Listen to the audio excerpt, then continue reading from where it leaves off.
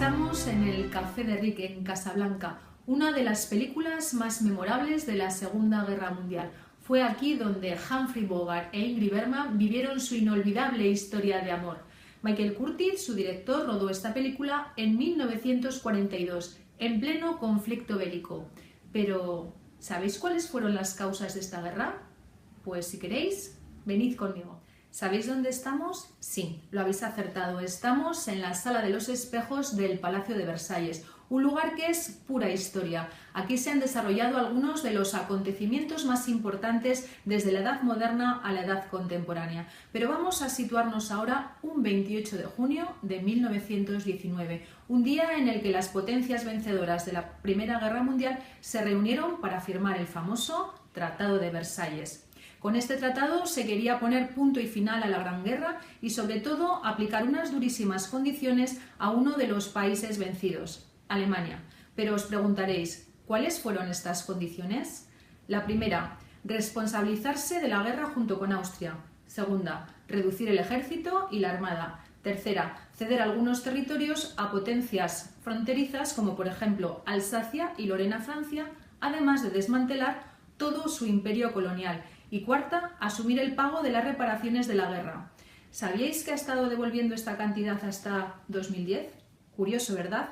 Todo ello generó en los alemanes un sentimiento de humillación que luego capitalizaría Adolfo Hitler.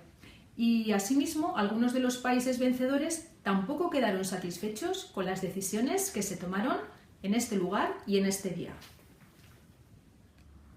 Así, por ejemplo, Italia, que había quedado profundamente decepcionada con los repartos territoriales del Tratado de Versalles, lo que, unido a la crisis económica, había favorecido la aparición de pequeños partidos políticos minoritarios y muy radicales como el Partido Nacionalfascista de Benito Mussolini.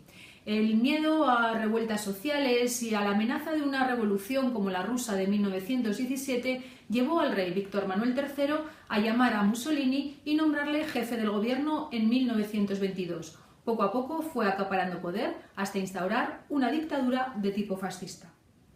Asimismo, en Alemania, la indignación por las duras condiciones del Tratado de Versalles, la crisis económica y la debilidad de la República de Weimar habían propiciado el surgimiento de un pequeño partido político llamado Partido Nacional Socialista, más conocido como Partido Nazi, cuyo líder, un oscuro excombatiente de la Primera Guerra Mundial, Adolfo Hitler, había sabido canalizar el descontento de la población y además generar expectativas e ilusión. Había prometido que Alemania volvería a ser la gran potencia que fue y que las clases medias volverían a recuperar el estatus económico que habían perdido.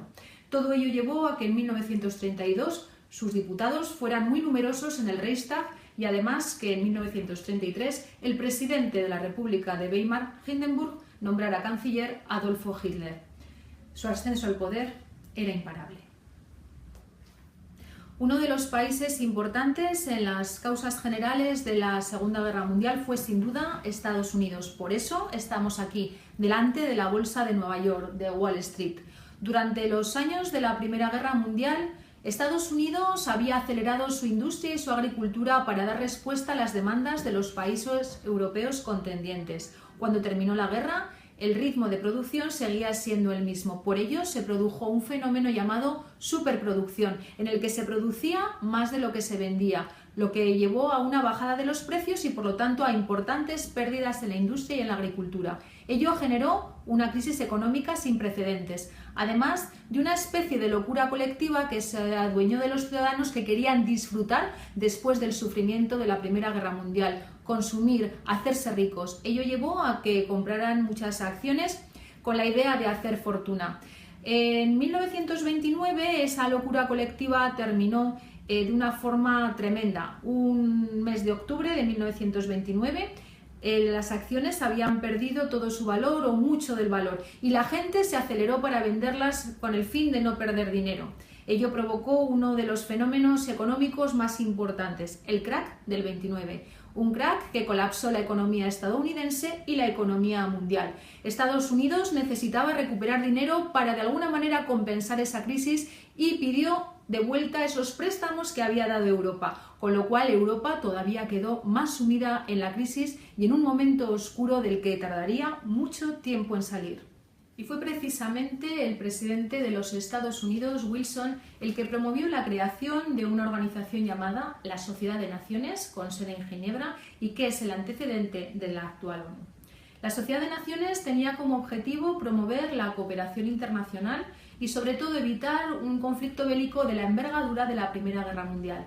Su debilidad inicial, la falta de participación de países como el propio Estados Unidos, llevaron a que fracasara en su empeño. Las causas inmediatas de la Segunda Guerra Mundial se fundamentan en dos aspectos: las alianzas militares y el expansionismo de algunas potencias. Así, en 1936 se firmó el famoso eje Roma-Berlín entre la Italia de Benito Mussolini y la Alemania de Adolfo Hitler. Ese mismo año se firmó además el pacto Anticomintern entre Hitler y Japón. Y os preguntaréis, ¿qué tiene que ver en todo esto Japón? Si en principio parecía que era un conflicto europeo.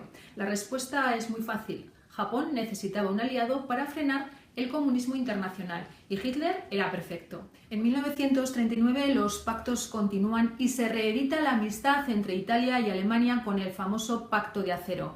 Pero si hay un pacto paradójico y sorprendente, es el Pacto de No Agresión entre la Alemania de Hitler y la Unión Soviética de Stalin. Un pacto en el que los dos salían ganando. Por una parte, Hitler intentaba centrar todos sus esfuerzos en el frente occidental en el caso de que hubiera un conflicto bélico, y Stalin, aislado internacionalmente, conseguía rearmarse y organizar de nuevo su ejército. Respiraba tranquilo con este pacto. Pero si hay un factor fundamental es el afán expansionista de potencias como Alemania, Italia y Japón. Así, en 1938 Hitler comienza a mover tropas hacia Austria para anexionarla y formar el famoso Anschluss. Ese mismo año seguirá imparable hacia la franja de los Sudetes, perteneciente a Checoslovaquia y en la que habitaba gran parte de población alemana. Todo ello ante los ojos impasibles y la inacción de potencias democráticas como Inglaterra y Francia, que firmarán el famoso Pacto de Múnich. Asimismo, Italia también continuará su expansionismo ocupando países como Albania. La guerra cada vez estaba más cerca, pero todavía faltaba la causa coyuntural.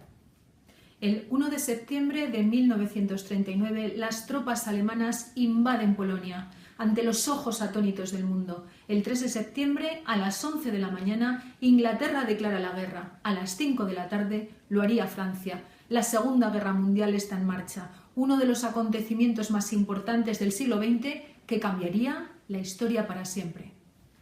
Hemos comenzado dentro de la fascinante película de Casablanca y para terminar quiero recomendaros otras dos películas. Novecento de Bernardo Bertolucci, una película que recrea la época del fascismo en Italia, y Rebeldes del Swing, una película de Thomas Carter en la que viviréis los momentos previos a la Segunda Guerra Mundial en Alemania. Disfrutad del cine, disfrutad y sobre todo no olvidéis: sé historia. Bueno chicos, espero que os haya gustado este vídeo para que podáis repasar y profundizar elaborado este mapa conceptual que he subido a nuestro blog de aula. Y nos vemos en clase.